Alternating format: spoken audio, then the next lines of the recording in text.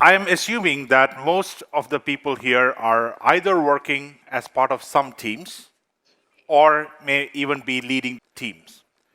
So I thought one of the questions that we can discuss today is how can we make our teams more smarter and creative?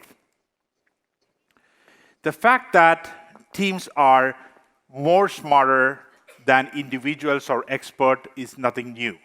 It has been around from the days of Aristotle.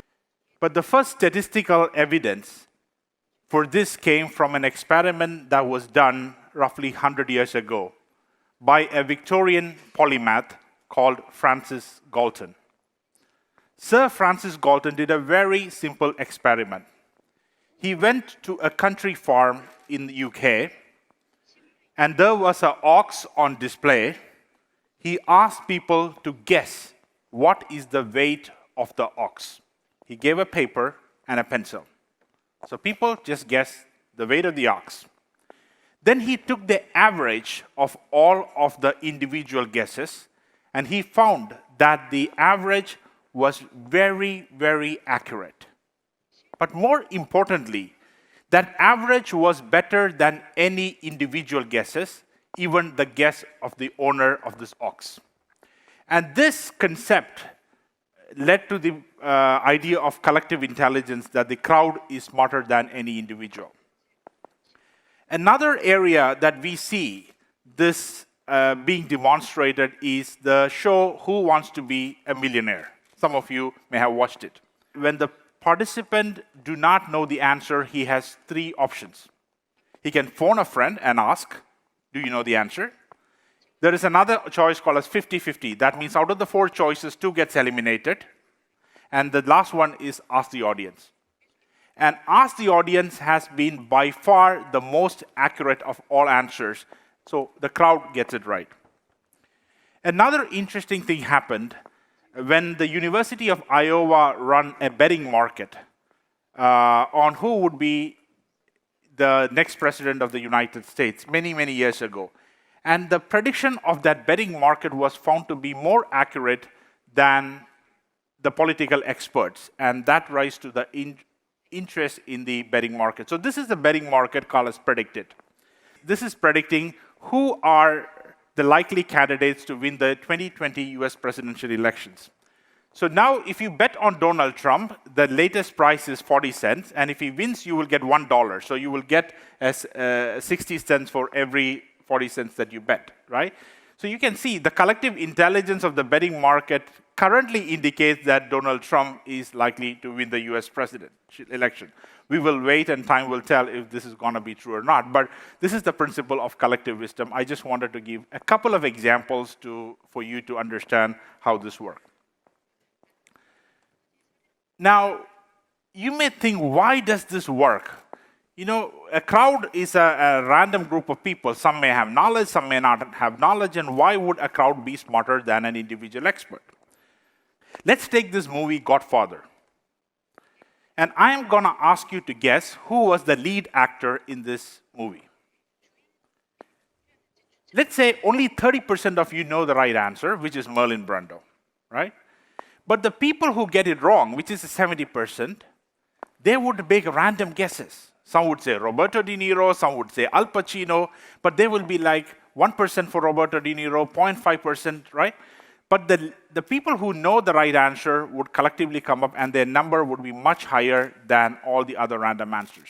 So here what is happening is that the errors cancel out each other, and the truth or the accurate information stand out when the group's average is being counted. I hope this concept is somehow simply explained to you. Now, you may ask, how can we be convinced that a crowd is smarter than an individual? Crowd can also make not so smart decisions. Remember, it was a crowd who elected Adolf Hitler. It was teams that have made decisions in companies that have led to the bankruptcy. So how can we believe that a group can always make smarter decisions? So there is a book written by James Surowiecki called as The Wisdom of Crowd that highlights this point. He said a group is smarter basically under three conditions.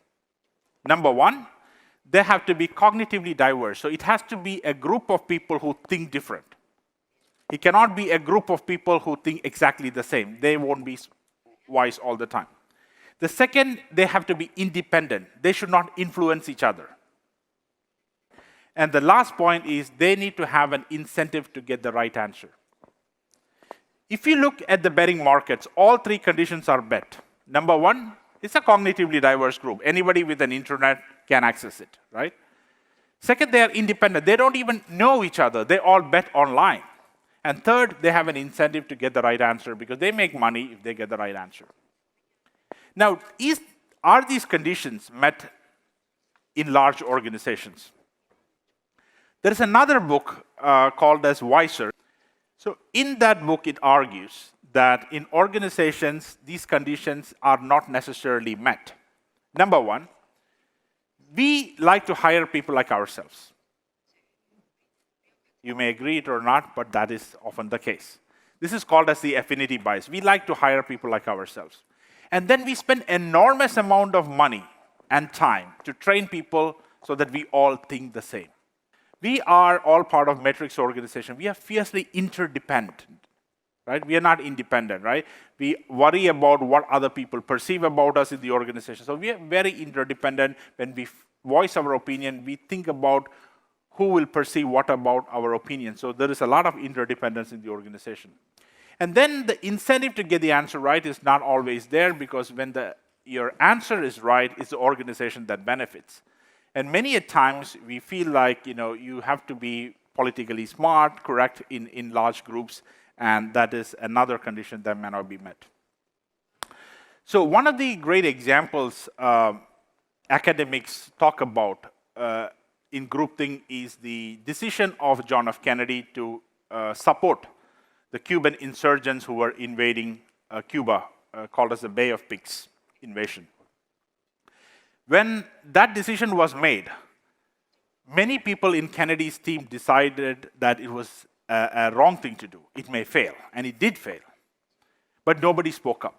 Because if you speak up, you will be seen as a traitor, not having enough courage, not patriotic enough, right? And a lot of people suppressed their opinion. And as a result, John F. Kennedy authorized this, and it became a big disaster. This was his biggest political disaster, and let's see later what he did about it. So what can you do about it? Number one, when you hire people who are different from you, not people who are like you. I know it's hard, but that's very important. Number two, make sure that your teams have an obligation to dissent when they don't agree with any discussions that is happening. And as leaders, you have to protect people who really dissent, because they are the people who will bring truth to the table. And the role of a leader is not to get everybody to agree, but to get the maximum amount of information to the table so that you can make the right decisions. So this is again a picture of the John F. Kennedy cabinet. So after the Bay of Pigs disaster, Kennedy really understood this principle, and he entrusted his brother, Bobby Kennedy, who is seen here, who is the Attorney General, to be the devil's advocate. So any decision that they were taking, it was job of Bobby Kennedy to really oppose and say what could be wrong with those decisions. And that is how they averted the Cuban Missile Crisis, which could have been a nuclear war. So another thing is, when you have a meeting, there are two people who influence the dynamic of the meeting. The number one is the leader. If the leader says, I want to go this way, the tendency of the group is also to go this way, right? So the leader should try not to influence and should speak at the last, not at the beginning. The second person who would influence the dynamic of the team is the person who speaks first. That's another reason leader should not speak at the first, because it will heavily influence the team. And if you want to know what is a reality, you should care about it. When you are embarking on very important missions, you can form B teams. Sometimes even in our company, we form a team where they act as a competition. They think like competition, they work like competition, they come up with a competitive plan so that we can really understand the perspectives of the B team, and they are the teams that forms the dissent. This is, you can use betting markets for making internal decisions. What would be your Q3 forecast? Or some of the important launches that you're trying to do. You can tap into the collective wisdom of your organization.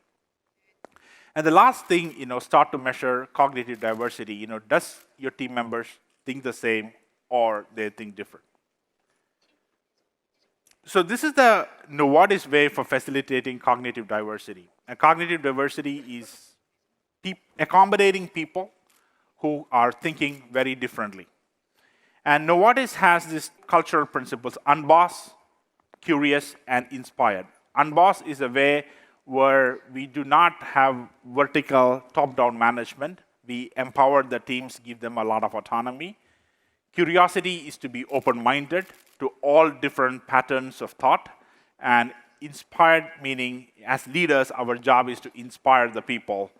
And these are the three principles that we believe in. And we believe this will facilitate cognitive diversity.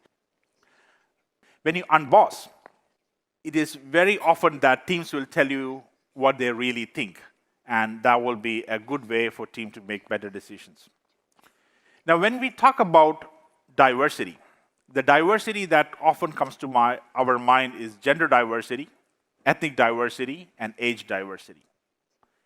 These are very easy to measure, right? You go to the HR department and ask them, what is my gender, ethnic, and age diversity? They could give you an answer in an hour, right? All the statistics are there, the representation, the salary differences, all information is available.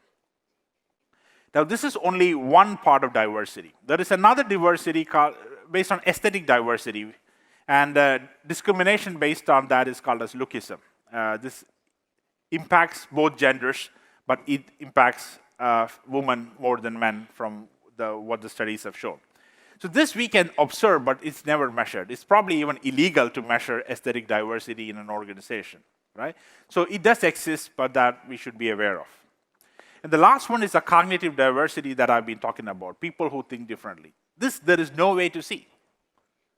A group of people may look very diverse, but they may all think the same, or they may think the different, we don't know. And organizations have not progressed to measuring cognitive diversity, which I believe is fundamental for innovation and for smartness of the team. So please do not misunderstand. I'm not saying that gender, ethnic, or age diversity do not matter. In fact, they are very important and they do matter. The teams that have better gender, ethnic, and age diversity are likely to be more cognitive diverse.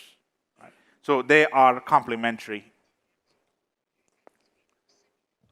So this is just giving you some statistics on Novartis. And Novartis has more than 100,000 people employed with 140 nationalities. And we have equal representation of men and women across the globe. And we have 43% of management comprised of females. And our aim is to make it to 50% in the next couple of years. So when you see a team like this, they may look very diverse. There is ethnic diversity, age diversity, gender diversity. My call to action for all of you is to also think if they have the right level of cognitive diversity in their teams. Are the people all think the same? Did they all go to Harvard? They all are indoctrinated in the same philosophy? Or do you have a bunch of people who think differently and bring different perspectives to the table so that the team would ultimately be more smarter and creative? With that, I would like to close my talk and thank you for a very pleasant hearing. Thank you very much.